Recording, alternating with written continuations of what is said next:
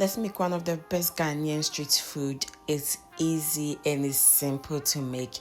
Before we get started, please do well to subscribe to my channel if you have not done so already. Give this video a thumbs up and leave a comment in the comment section for me. So all that you're going to need for this beautiful, easy and simple snack is plantain, ripe or unripe. For this recipe I used the unripe plantain. You're gonna need some cooking oil, you're gonna need some sort of slicer to slice your plantain, and salt. So now this is my oil in my frying pan. I just tested it to see if the oil was hot enough.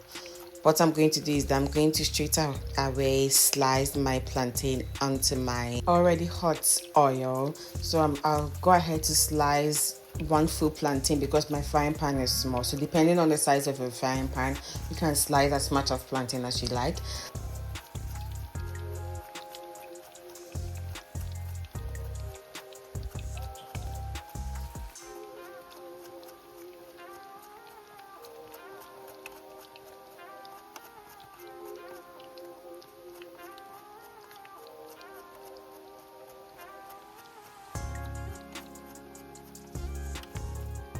This snack cooks really fast, so you need to be aware and keep stirring as much as possible to prevent it from burning.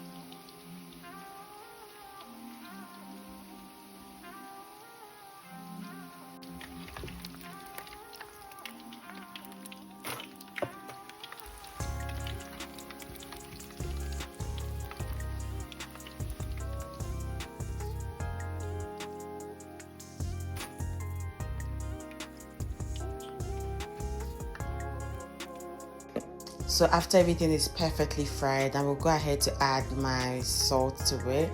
I do not know, but I learned this from my mom that it's better to add the salt at the end of frying rather than adding it to your plantain when frying. I know there's a reason, but I truly do not know. But this is the recipe I grew up with, and it works perfectly.